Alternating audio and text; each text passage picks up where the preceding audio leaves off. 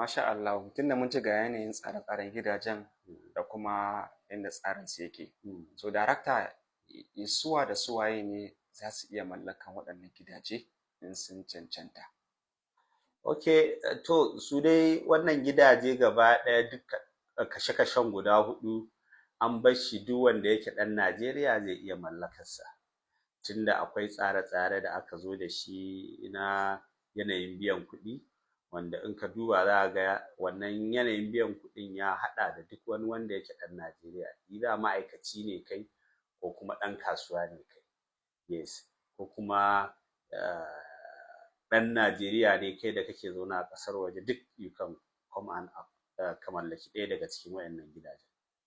To masha Allah, to tunda mun ji ga yanayin inda tsarin yake, kowa kawai in dai ɗan Najeriya ne zai iya mallaka, walau ma'aikaci na gwamnati ko kuma na kamfani mai zaman kansa ko ɗan kasuwa ko ɗan Najeriya wanda yake mazaunin ƙasar waje, kowa yana da dama ya mallaki wannan gidaje.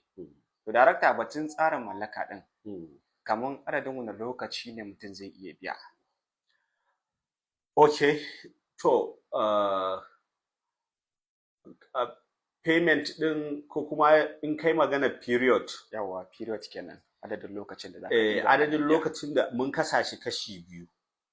Akwai wanda za su iya mallakan wannan gida ta hanyar pre-interest payment za mu ce.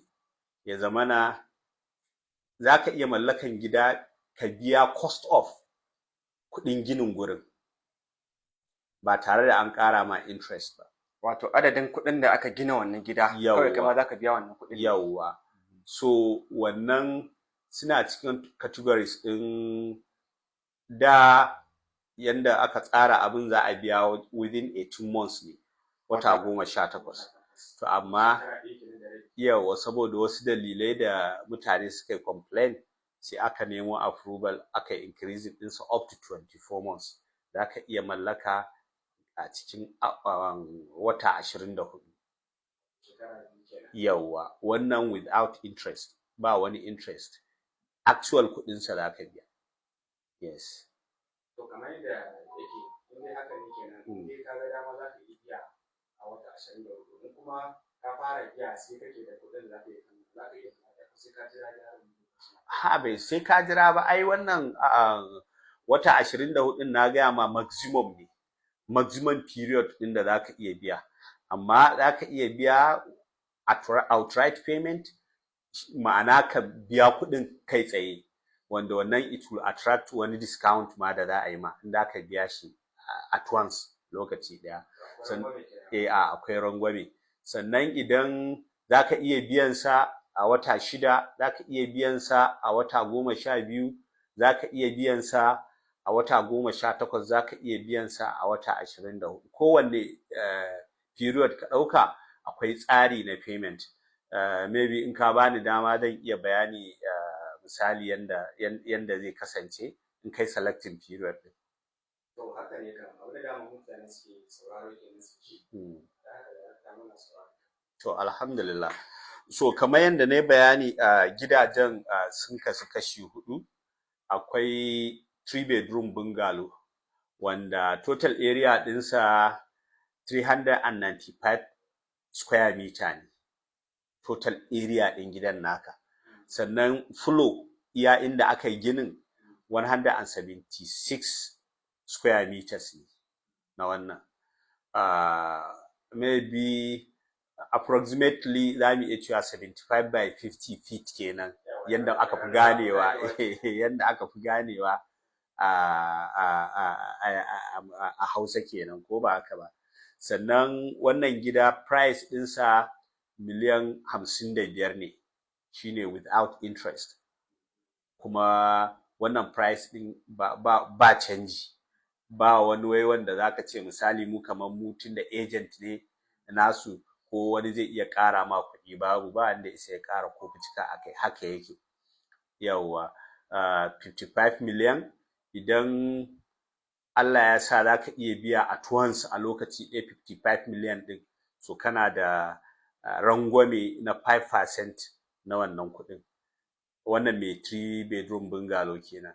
Sannan idan ka ɗauka za ka biya a wata 6 zuwa wata 12 za ka fara biyan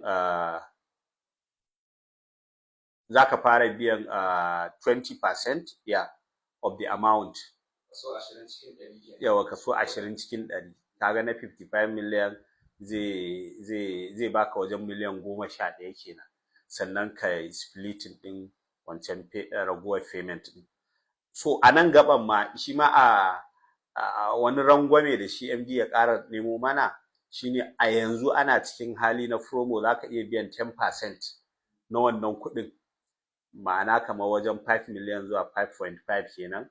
Sannan raguwar 5% din za ka iya biyan 10%, raguwar 90% na raguwar kuɗin kai splitting ɗinsu into wannan into remaining period ɗin da kai selecting. Yawwa.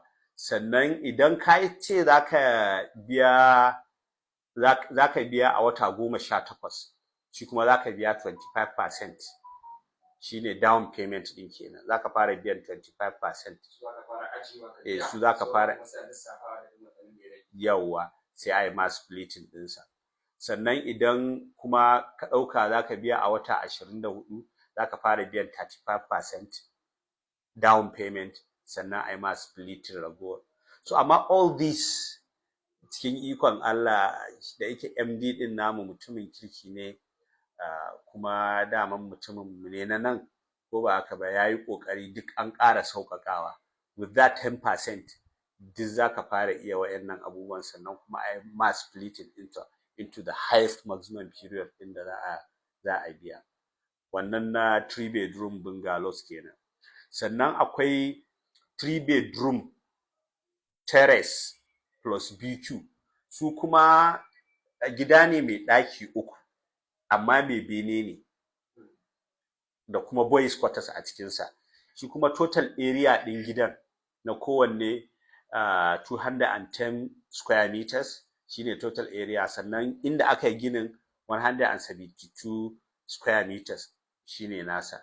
Shi kuma kuɗinsa miliyan 70 ne. Yawwa. Miliyan 70 shi ma kamar yadda na yi bayani a wannan za ka iya biyan 10%, 20%, 25%, 35% har sannan ka gama biya down payment, sannan ka ƙarasa biyan kuɗinka. Sannan bayan shi akwai gida mai 4 bedroom flat. 4 bedroom flat shi kuma gida ne mai ɗakuna guda 4. Shi kuma kuɗinsa 65 million. Miliyan 65 ne. Shi ma duk yana da the same system na payment, ka biya ko 10%, 20%, 25%, har zuwa 35% down payment, sannan raguwar ai ma splitting payment din. Sannan akwai gida wanda yake mai, let me say 6 bedroom if you like, amma dai 4 bedroom ne plus BQ da kuma reading room. Shi kuma gida ne mai bene stand alone kenan. Boys quarters ba. Yes.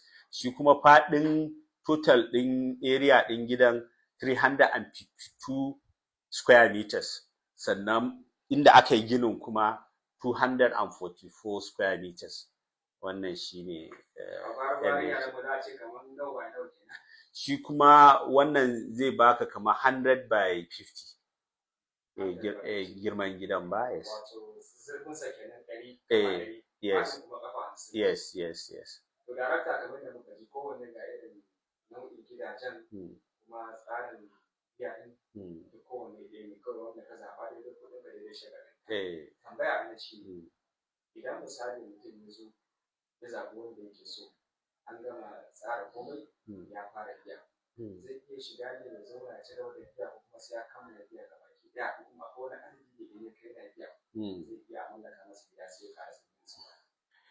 Kamar yadda ban faɗa ba, shine wannan detached ko stand alone duplex ɗin mai ɗaki 4, shi kuɗinsa miliyan 100 ne. wannan shine price ɗinsa. Kuma kamar tambayar da kai in mutum ya fara biya zai iya shiga gidan, in ka yi 50% payment za ka iya shiga ciki ka zauna sannan ka ci gaba da biyan wannan payment ɗin. Idan ka biya ɗaya rabi shikenan za ka iya shiga ciki? Yes. Zauna kana biya har zuwa ƙarshe kenan? Yes. To masha Allah. To darakta, ka ce akwai sauran wato abokan hulɗar partners ko kuma abokan cinikayya waɗanda kuke haɗa gwiwa da su domin sayar da harkar kaya na filaye da gidaje da kadarori kuma wannan. So kenan banda su duk wanda yake da ra'ayi ko kuma yake buƙatar a haɗa gwiwa da shi yana da dama ya zo kenan ko a haɗa gwiwa da shi? Sosai kuwa. We are open for, kuma muna welcoming ɗin duk wani estate developer wanda yake so mu zauna da shi mu haɗin gwiwa mu tallata masa kayansa ko mu siyan masa da kayansa. Insha Allah we are welcoming anybody. Darakta, da wannan ne muka kawo ƙarshen wannan interview namu, kuma insha Allah a bidiyo na gaba mutane za su ƙara jin abin da aka musu wanda za mu tattauna a kai. Okay, so na san dai maybe next time tambayar da za ka yi min, to in mutum yana so ya mallaki ɗaya daga cikin wayannan ko kuma dukansu, yaya ake bi a wannan, na san dai za a yi wannan tambayar. A bidiyo na gaba insha Allah mun yi alƙawari za a kawo bayani filla-filla. Kila ma aje a Kano ma wanda ya shirya kawai tura kuɗaɗe don wasu da masu takardun gida. To masha Allah darakta sai ka sallama da masu kallon da sauraro. To na gode, Allah saka da alheri. Assalamu alaikum wa rahmatullahi.